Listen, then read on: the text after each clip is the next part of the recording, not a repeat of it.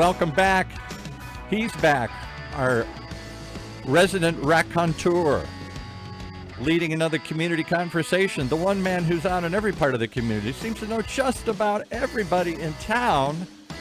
Our host, Raad Ghantous, is here to really give us an insight into, I think we can talk dining and fine dining today. That's something that you probably know a little something about here. Did you have lunch today, Paul? I did not, but I thought our guest was going to bring us something. No. But Famous chef. Do I need to make a health public service announcement here? People, please make sure that you eat your food, you have your lunch, take a break, step away from the table. Okay, enjoy life a little bit. I'm going to feed you with my words.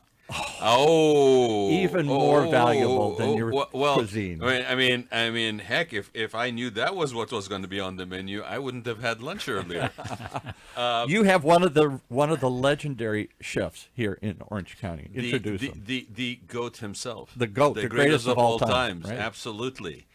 Chef Pascal Olhats. It is a pleasure, my friend, to have you on the show. My pleasure. Thank you for having me. And thank you again for accommodating us this week. I know we had a little bit of a technical issue last week. We will get into that a little bit maybe. Well, I will tell you why later. Yeah. Because you say UCI, but UCI Medical Center. I didn't know what was UCI. Here. No. I know, but you were also there. You were working on the Greek festival thing that they had, which you are always generous with your time and you contribute, and I know that UCI has a special place for you. Medical has a special place in your heart, in the heart for you. So we'll touch on that a little bit. But I was happy. I mean, I was actually trying to figure out a way of how do I do the show, which we have ways to do it, but we just have not tried. And I did not want it to be where you're the guinea pig on the for it. But we can do the show in location. Do it.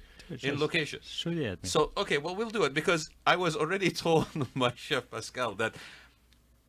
If we go down the path of talking about his story, he's going to have to come back because we're only going to get through part one today.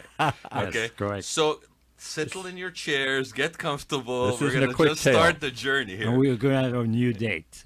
Hey, anytime. You just tell me when and where, and I'll put on a jacket and I will Before I drop out, remind us the restaurant that you ran for so many years. Oh, there's many.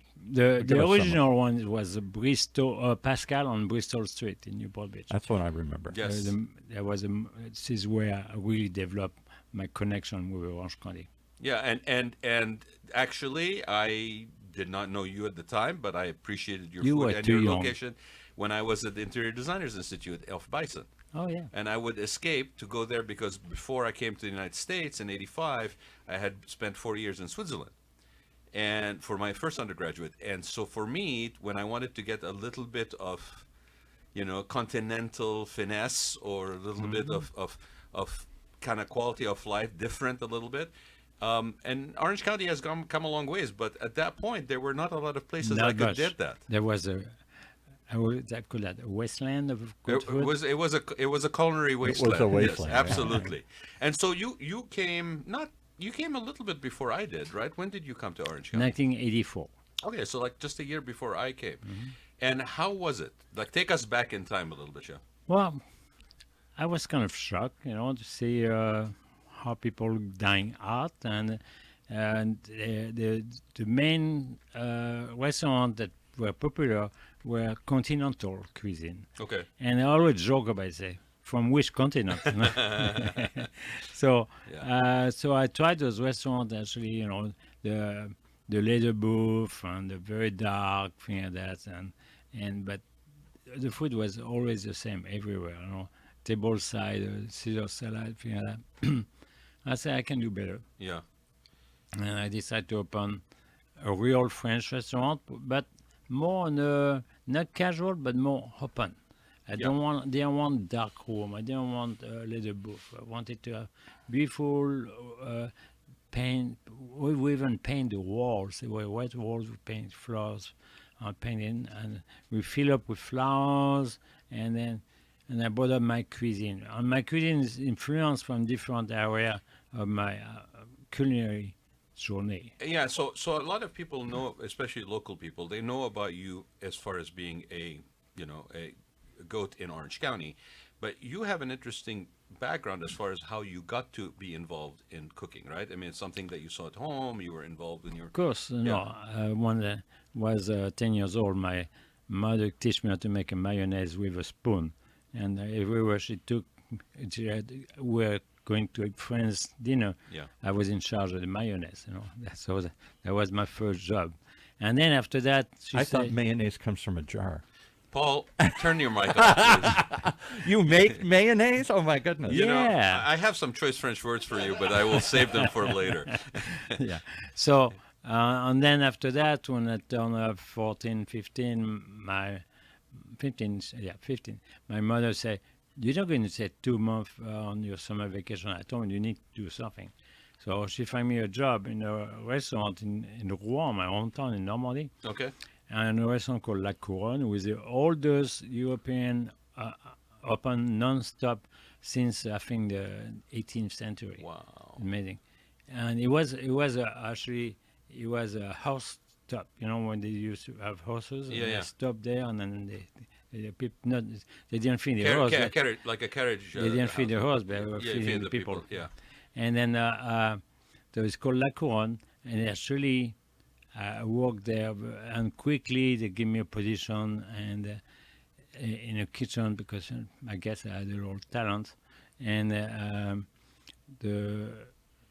this happened to be, there was the first restaurant when Julia Child came into France. This is where she discovered the sole meunière. Oh, wow. And she'd say, well, you say on Julie and Julia, I say, "Oh, I know why I like French food. It's all about the butter." You know? And then, and so funny, 360 degrees, I think in 1995, I was one of the chefs that cooked for our 80th birthday. Oh, wow. So it's full circle. How life is, I know, right? it's amazing. Yeah. So I didn't know Julia Child before. Yeah. You know, it's amazing. So did you tell her the connection? No, because I was not sure yet when I saw her, but she was very gracious anyway. But just a fact. What a great thing, right? To be able to connect your life like that. Yeah. Remind us, Raad, Julia Child. I mean, she was a force of nature back when I was a kid in the 60s, and brought that notion of really fine dining to middle America, to me, to suburbia. Julia Child revolutionized talking about food, her show, showing how to cook on television, everything. She came out at the right time, because there was no. She came out when TV happened. Yeah. So she was a first pioneer in the platform. Exactly. On the PBS. Yeah. She was the first one doing live cooking show on TV. There was no Food Network. Right. There was just Julia Child. Childs, yeah. And she was so unprompted. She was just nothing script. She was fantastic. She looked like my mother. She looked like every mother. She wasn't a highfalutin, high fashion. So she had a squeaky voice, a kind of a funny voice, but she just resonated with everybody. Yeah, amazing. So but that's you mentioned that, Paul, and it's interesting because, Chef, you also touched on it a little bit when you're talking about how you set up your restaurant. Okay. Yeah. And I think for people that are not, like, when you're telling me about the restaurant in Normandy that you worked on, for us, you know, like here, sometimes things get categorized: French, Italian, whatever. It doesn't get broken down beyond that. Yeah. The sophistication of the area, the Brittany, Normandy, wherever it is from, is different. The specialities of certain areas, right? I probably did that on purpose. I wanted to be me. Yeah. Me in the kitchen, my cuisine. I'm not going to cook something I don't know. I just cook what I know. Absolutely. And what I'm saying is, but the setting also. Oh, the setting. Right. All right. I learned from my masters I work with. I work with great chefs like Paul Bocuse, Absolutely. who was the Pope of the French cuisine in the world. And it teach me that the chef needs to be out of the kitchen. Bravo. Go meet your guests. Talk to them. Yeah. You need to connect the front and the back. And you need to know, you don't want to know what they don't like, but you like to know when they're happy. Well, it's the whole experience. Yes, right? the whole experience. And it's touch your guests, touch your customer. We establish a relationship. And I never stopped doing that. And the same, my kitchen, wasn't an open kitchen, but I had a big, large, giant glass, so you can see through the action in the kitchen. It was like showtime, Actually, And that was very novel back then. very novel. Yeah. The only one that did that was at Citrus, Michel Richard in Los Angeles. Right. We did that at the same time, and people, they were watching the action, and even my crew in the kitchen say, "Okay, it's 6 o'clock, showtime." Boom. And that Yes. changed dining forever. That move that you could see into the kitchen, or even nowadays it's literally open air. We take that for granted. Whether it's California Pizza Kitchen or a fine dining, everybody sees into the kitchen. It's part of the show. That's part of the experience. When I go in a restaurant, I see some seats that are basically in the kitchen. This is where I want to sit. Yeah. When I go have a drink Yeah. in a bar, I sit at the bar. Yeah. I want to connect with the bartender. I Yeah. don't want to sit in a room. No, and I think that you were talking about like the colors and going from at the time. I remember also, the places were dark, and the booths and stuff like that. So to do something, and it's really amazing to talk to you about this, because right now it's almost like people from the design side, it's like almost like they're rediscovering this, okay? But it's funny because it's always been something where the magic happens. This combination of experience, personal connection with the client, that person. Also, the freshness of Of the the ambiance Absolutely. of the decor Yeah. reflected the freshness of your plates. Boom, exactly. That's it. It's a connection Yeah, right there. I couldn't have said it any better. I mean, and you're eating with your eyes, you're eating with your mouth, you're eating with your nose. I mean, everything is part of that immersive experience. And so, how long were you at that location? 25 years. Wow. And very successful. At that time, the Zagat guy was the number one guide. I was number one in Orange County for 20 years, and one of the top 50 in the country. And how do you see, like, were there milestones in your when you look back at that time from then till now? Were there milestones of things that happened in Orange County relevant to the culinary? Like, was there like a time where like people go, oh, okay, I get it, or was there something that happened that made people more open to it? Because it's not something necessarily they knew, right? It was when you started, it was sort of new for them. It was new, totally new. Yeah. And what the milestone was one stone at a time. I trained so many chefs, and then when they go somewhere else, they open their own restaurant, and then they start to kind of duplicate and be on their own. But I don't mind. No, of course. It's great competition. This is what I was trying to pull from you, is you were very instrumental I love to be a mentor. in mentoring a lot of talent that was coming up. I learned so much from others. All right, we don't create. Like we say, we don't create. We transform. Yeah, Maybe. yeah. But my knowledge is not just for me. My knowledge is for you to. Well, what's the point of having it if you don't share it like that? Yeah. Yeah. No reason. And then I haven't stopped. I just keep on. Well, doing and I know you teach or you used to teach at Saddleback, so you've always been a person that was very generous with your knowledge. You were not insular and protective. You were very open, and your personality is that way anyway. And again, it shows in everything that you touch, everybody that you have mentored, and there's been a lot of them. And even when I'm at Saddleback, I'm supposed to be a food teacher. Yeah. I teach more than that. I teach the student. Let's see if you want to open your restaurant. Let's say you want to be a private chef. This is the way you have to be. If you want to be successful, it's not just cooking. There's great cook that cannot be chef. Mm-hmm. There's great chef that never been good cook. Mm-hmm.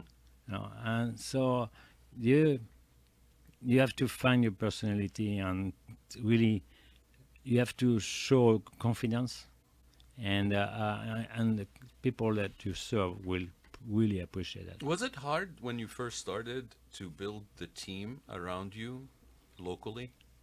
You mean Did it take time for you to get to get my crew? to crew? Yeah. Yeah, it was. This is what was the problem. I was so used in France, in a crew, we call it. It's like a cast, that we tell the guy, make me a beurre blanc. You don't have to tell him how to do it. Right. They know. Yeah. Or make me a green peppercorn sauce. They know how to do it. Right. Here you have to start from scratch. Right. Oh, okay. You have to do the reduction. Oh, what's a reduction, chef? So it's like schooling, minutes and minutes we have schooling before. So you create a menu, but nobody know how we're going to make it. So you have really teach every recipe. And this is why I asked, because sometimes I think in the story about somebody who basically comes and starts a restaurant and things like that, sometimes this gets lost. That you had the patience and again the teaching, the hand holding and the patience. Patience is everything. Yeah. I have a colleague that they are tired to repeat things. You know what? If you want to be successful, you have to repeat, repeat, and repeat. No, your cook will not learn until you are repeated time after time. Right. Oh, I'm tired to repeating the same thing. No, that's who it is. You know? Right. So what came after the location of Bristol? After I opened, so there was a restaurant, and then next door I opened the gourmet shop. Yes, I remember the gourmet shop. And that was new too. Yes. Nobody ever done that before. Yes. We call it the épicerie. Yeah. Everything made from scratch every morning, the salad, the charcuteries, and the paninis, and it was so successful, very successful. Even the pastry, we had a pastry chef there too. And so I think it was a little innovative. And, I had our kind of mini Italy shop, Yeah. Eatery, for people who don't know, it's the location in New York that's basically almost like, like there's certain places like that. For me, I reference like the basement at Harrods or Eatery in New York. Like there's places that are like food meccas almost with different kind of things, and you can go. It's like the Mercado in Spain, kind of. It's so exciting. Yeah. You go from one booth to another, and then you build up your own meal or you build up your own shopping. Yeah. It's good. So this is why it was the épicerie. It was really a place you can find a little bit of everything. And then and still even today, there's not a lot of places like that. It's kind of interesting that there are not a lot of places well, like I'm that. sorry to say, they try to do that on larger scale at All Food. Oh, yeah. But it was, I guess, it was very hard for them to keep only the high-end product because it's too large for the demand. Absolutely. I mean, there's a little bit of that at like Bristol Farms and of avocado. There's places like that, but I'm talking about this concept that's very sort of like ingrained in Europe. Boutique, exactly. And the quality is there. Yeah. So even for that little moment in the day, like you could be, and I remember this in Switzerland. Okay, I would remember like these people that are basically working on painting or whatever, and in that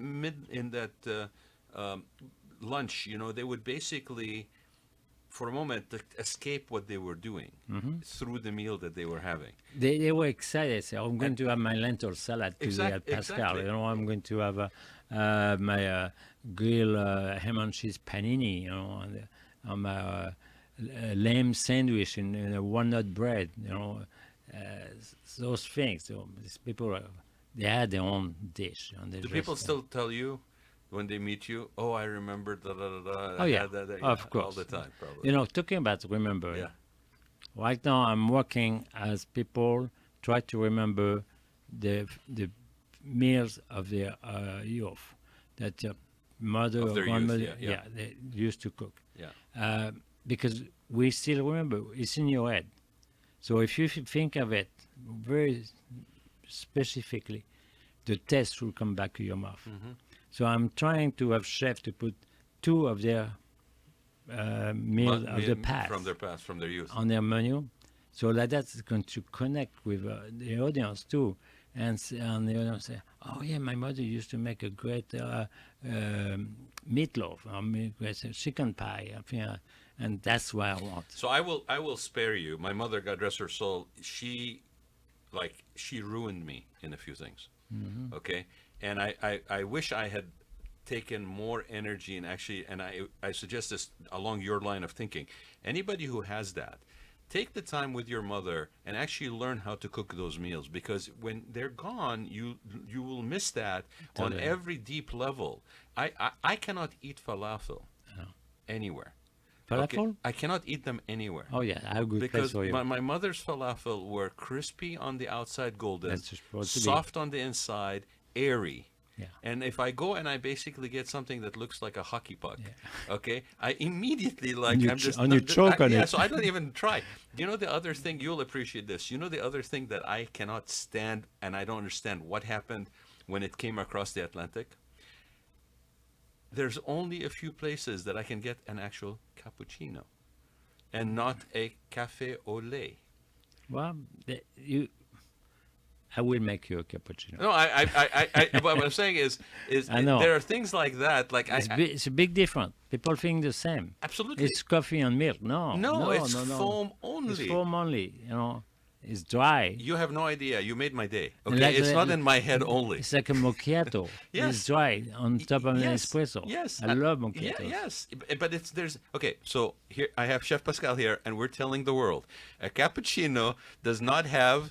Milk. Milk in it. No additional liquid. Okay, so No. anybody who's listening to this, please tell everybody you know, don't serve us a cappuccino with milk. But you have to have a barista who knows how to make great foam. I had a master barista one time, chef, at a Starbucks.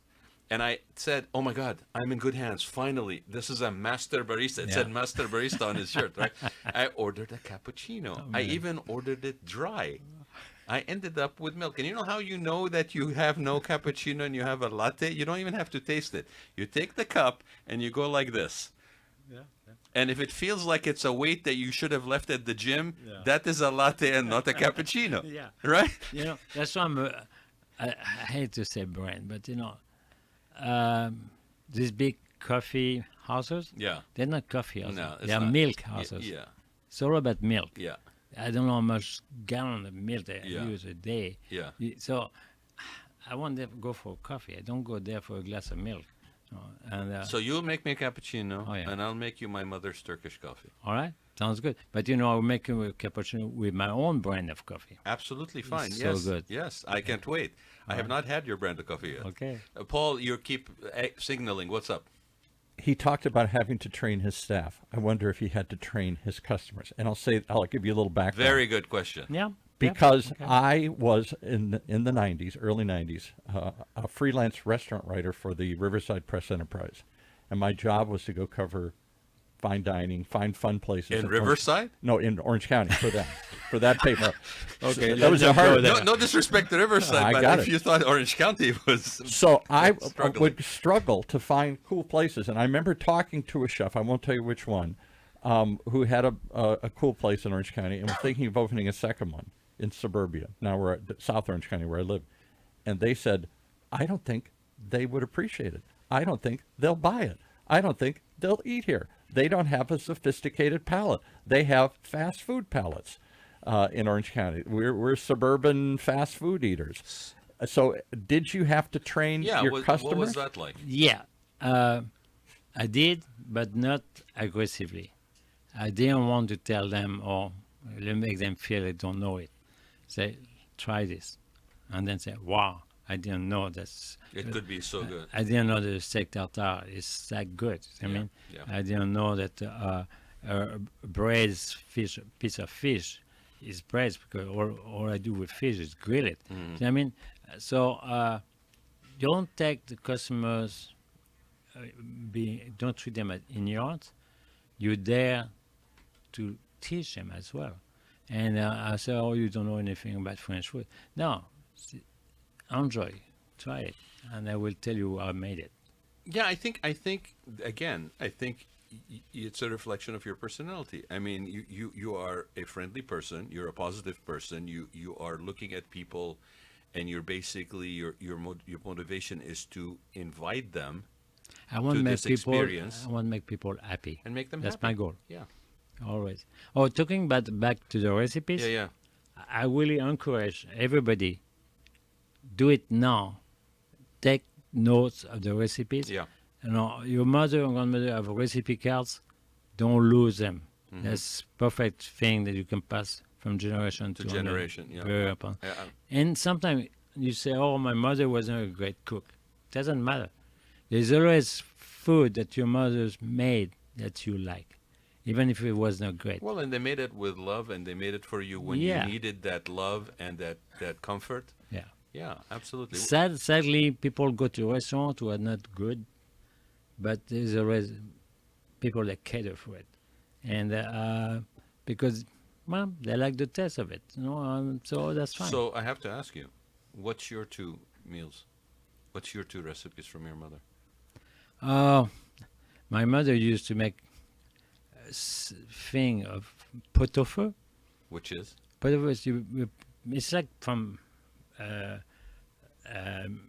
maybe old thing. You put a pot on a fire, you hang it, and then you put in a piece of beef, and you put in a piece of pork, I think, and then it's simmer and cook, and then at the end you put vegetables, carrots, leeks, onion, cabbage, Yeah. and then all that's cooked together for a couple of hours. And then we take them out steaming, put salt and pepper, and then you serve the bouillon for the dinner soup. And it's so good. So you have the bouillon separate, and then you have the Yeah. other stuff on its own. Yeah. Yeah, that sounds fantastic. And then That sounds do very that with delicious. mustard and pickles. So good. So she used to make me a slab of pork, uncured, raw, cooked there. And then she put sea salt and pepper after when it's still warm, and let it sit. The next day, just like that, and you make it in a sandwich with mustard. So each time I used to go home, she always make a sandwich. Each time I left home to go to school, because normally I was taking the train to go to Belgium and my culinary school. She always make me, that is called a tillette sandwich, put it in my bag, boom. And I'll tell people who like for me, for example, my mother has passed away, but my aunts are still around. My uncles' wives are still around, and there are things that they know I like, and it's very, very kind when I go to visit. And even though I tell them, don't prepare anything, don't put yourself to any trouble, please don't. I don't want them to go into any trouble. Their hands are hurt. Don't roll the grape leaves. Your hands are hurting. Don't do that. And then if you show up, and they're like, "Why are you late?" Because I was going to make you food, and it's Sure. sitting there, right? But definitely, I think this is an amazing effort to actually try to document stuff that's like that. And it's also, you go to their home, as soon as you cross the door, you smell it already. And the cooking smell and house is all connection, with your family and the meal, and wow, you already feel Well, it's great. it's not a house; it's a home at that point. It is. Right? It's It becomes a home. Yeah. Oh, talking about falafel, Yeah, go ahead. Hold on a second, Paul. Yeah, please, chef. go to Sabada. Sabada. Okay, and for people who don't know where that is, I think it's on Gardon Grove, the best falafel around, the best one. You will have okay, it. we'll go together. Okay, let's do that. Yeah, I've not had his falafel yet. Okay. Yeah, we'll go together. I've had Kareem's down on Brookhurst. Okay. I've had a couple of places, but It's pretty close. yeah. Well, that's sort of that for people who don't know, because again, Orange County is very spread out. So you have to almost go explore sometimes for this, right? And sometimes it's places you don't think it is. That's what I do. I drive And you have 5, been 6 doing- miles for lunch. You've been doing an amazing job in the last few weeks. You make me hungry every time you post. Like, oh my God, where's he eating now? Okay, Yeah, what's next? why didn't he call and tell me he was Where going to is be there? Waldo dining? Exactly. Where is Pascal dining? I think there's a kid's book. I think we just need to get you an illustrator. Fine. Right. But so if Did- anybody did wants, somebody hear that? Yeah. I need an illustrator to do a Orange County discovery food. for people who are young, because Sure. we get them early Yeah, engaged in this. So we're putting it out there. Okay. Seriously. No, if that's anybody's serious. interested in illustrating a recipe cookbook, a journey of culinary adventure with Chef Pascal, Yeah. reach out to us. Yeah. Because he is finding all these places, and I thought I knew. And of course, I don't know as much as the goat, and you never know as much as the goat. But the goat is still digging, Hey, Yeah, all the time. and hopefully for a very, very long time, my friend. But the corridor that we're talking about, for people who don't come out of South County or people who don't come south, it's really a corridor, and it's Brookhurst. Yeah. Because, they've had some great Egyptian. Absolutely, Places. Little Arabia in Anaheim. Unbelievable. You have Garden Grove. You have Westminster. They make those little, it looks like a very thin pizza with all these nuts and things. Oh, Yeah, so good. yeah. The Forn al Hara Yeah. is my friend who has Forn al Hara, manaish, and lahm bajin. Okay, so here's an interesting story for you about how food also is a universal thing. So I have an assistant who is a student of mine, and I'm like you. I really like that opening up things and mentoring. Right? It gives me my heart joy when I do that. So I Raisa, if you're hearing, hi Raisa, she's from Brazil. So we go because we're trying. Oh, I need to find a Brazilian restaurant. Let me know. Okay, hey Aisa, we need a good Brazilian restaurant. But so we go because we have somebody coming from the LA Times. We're trying to expand people's knowledge about Little Arabia. And I was the chairman of the Arab American Civic Council at the time, so we took them on a tour. So we took them to Aleppo's Kitchen, we took them to Forn al Hara, we took them to this place that was like Syrian ice cream. Yeah. Okay. Oh, sounds good. Right, and so it's all in Brookhurst, between Ball, and I'm trying to remember what the other street is, but it's in that like crisscross of Brookhurst and Ball. So it's almost go to Disneyland. yeah. But that corridor extends, like I said, through Westminster and Garden Grove, and you have other food. You have Vietnamese food. You have other food. So this corridor, this cultural corridor, which by the way I will tell you now because if you haven't heard about it, Anaheim is actually combining efforts with Westminster and Garden Grove to try to develop that whole street They even had as a corridor, a cultural corridor. a South African shop. There's exactly. So Aisa says to me at Forn al Hara, I go, what would you like? I'm going to order a few things so they can try them. And she says to me, oh, I think I will take esfiha. And I go, for us, it's sfiha. Oh, I said, how do you know about sfiha? She goes, oh, esfiha. We have it. It's beach food in Brazil, okay, because of all the Lebanese that were in Brazil. how funny. So we had a moment of connection connection, Brazil, over a Lebanon. pastry with the stuff inside it, the pine nuts and and fantastic. the spinach. Yeah, exactly. Yeah. So that corridor, if you don't know, we're telling you right now, go take an adventure because there's so many options for you. Yeah. Illustrator, call me. We're going to make this book happen. Okay. Right? So this is great. And I know you weren't able for a while to actually get around. You were dealing with some medical issues, right? Yeah. Do you want to talk about any of that? No, I Because tried to keep it in the past, but would you want to talk about, like, I know, like I said earlier, that you have an affinity and a connection with UCI Medical. yeah. Well, at first I deal 5 years ago with my first round of T-cell lymphoma, bone marrow transplant. My second round came back, 2 years remission, and then my cancer came back.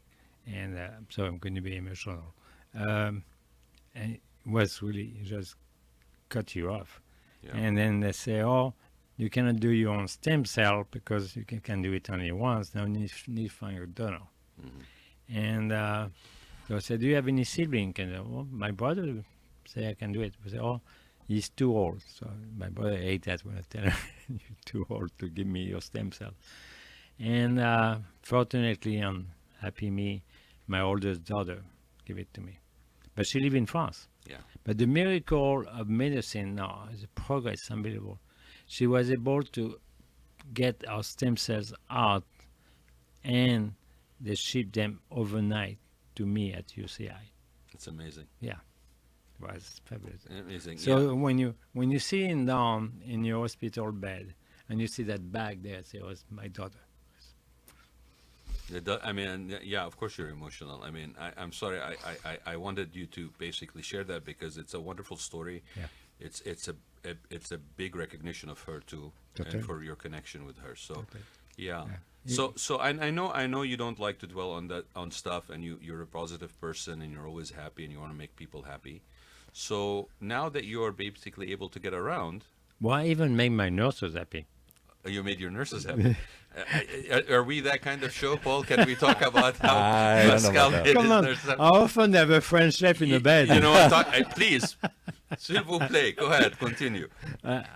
I cook for them. Okay. I find a place after my second treatment. I find a place where there's a little cooking corner for the nurses to cook, and I cook some ratatouille, potato gratin for them. They love me for life. Of now. course they do. Yeah, nobody ever done that for them.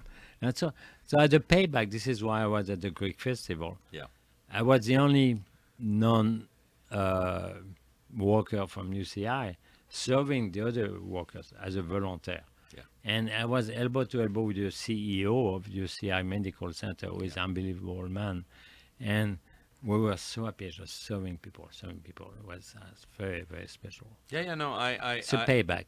Yeah, absolutely, and that's what it's all about. And I think these days it's even more important to do that because we need examples. These of nurses work hard. These doctors work really hard. They spend 12-hour shifts, 4 or 5 days a week, and it's amazing. And we cannot thank them enough. No, absolutely. They saved my life several times. I mean, you had the situation twice, and you know what? We should all be. I mean, your attitude, by the way, it's amazing. What you went through was not a simple thing at all. No. It's a major thing. But when Twice. you decide to fight, that's one thing about me. Challenge doesn't bother me. So in job, in business, everything, challenge actually fuel me. Challenge is my fuel. There is no challenge, I have no fuel. So this was one of the tough challenge, but so far so good. If you don't mind, and if you're not comfortable, please don't answer it. But what made you keep going? I mean, 'cause that's a lot to deal with, and it was. Think positive. Okay. Trust your team, the medical team. Yeah. Trust. Yeah. You really have to trust. Say, oh no, it's not gonna. Just they know. They have the knowledge. You put your hand. It's like people have fear going in a plane, and the plane goes from A to Z. Say you go in the plane is going to take care of you. No, don't shake because you don't get scared because the plane shakes. It's a normal thing. So let the pilot, let everybody in the plane get you there, and that's it, and relax. Mm-hmm. So that's what it is. But it's a mindset thing. Yeah, but I mean, you have that mindset, and obviously in this situation, it was very much a good thing to have because it served you well, and then the trust of people. You have no choice. Well, but I don't think people that don't have a choice, sometimes they resist it. Sometimes they fight against it. If you fight, your body is going to reject some treatments. Mm-hmm. Let your body inhale, and then you'll be surprised how fast you can actually recover. So Paul will tell you this. I tend to be sneaky a little bit sometimes. Okay. And Really? Sometimes? I can't. I think I'm in good company. Is he, Paul? He is the sneaky. You think you're talking about one thing, and all of a sudden he brings in, or he has some other Okay. destination in mind here. But I mean, I think I'm in good company in front of me here. But no, the reason I wanted to sit down with you, I wanted to really celebrate your recovery, Thank you. honestly, Thank you. I and appreciate it. also recognize your daughter, really honestly, and I mean, you're the goat. I have to have the goat in the show. But Let's recognize all my friends that pray for me also. yes, please, and because it takes everybody, and Yes. you've had.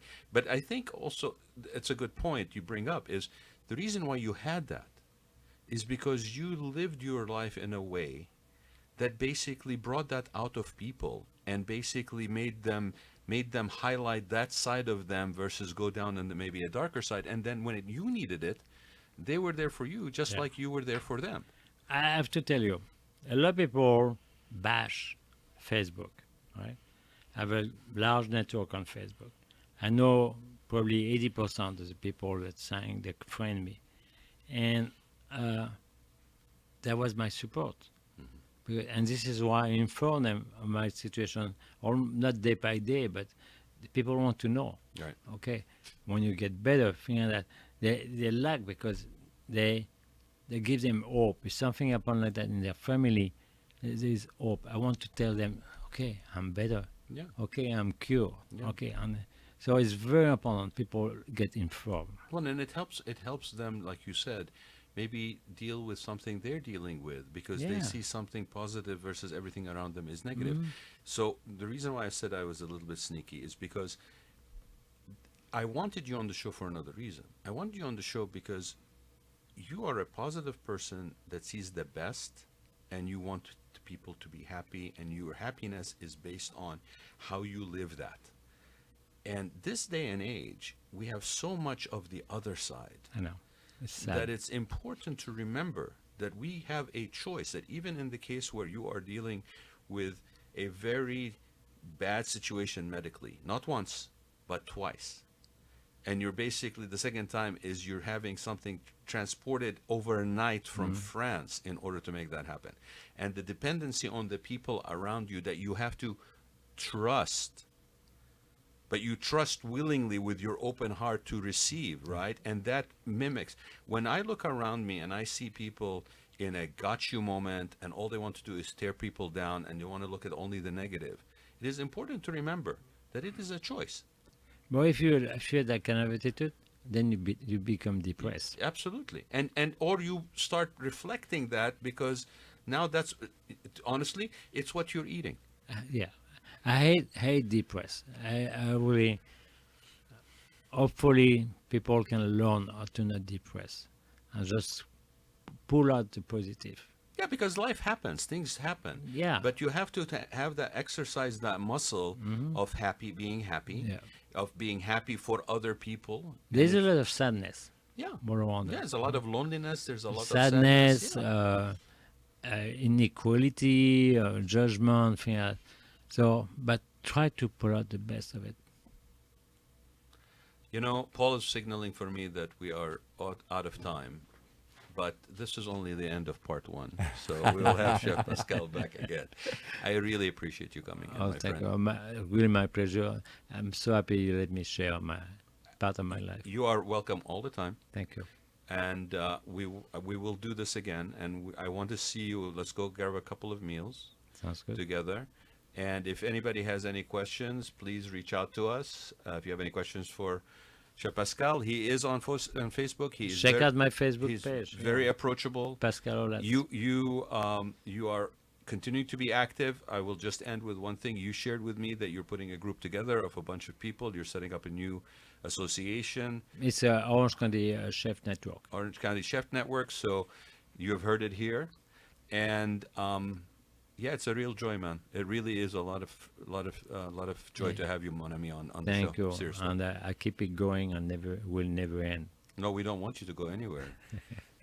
Thank you. Mon plaisir, hein? Mon plaisir. Merci. Okay.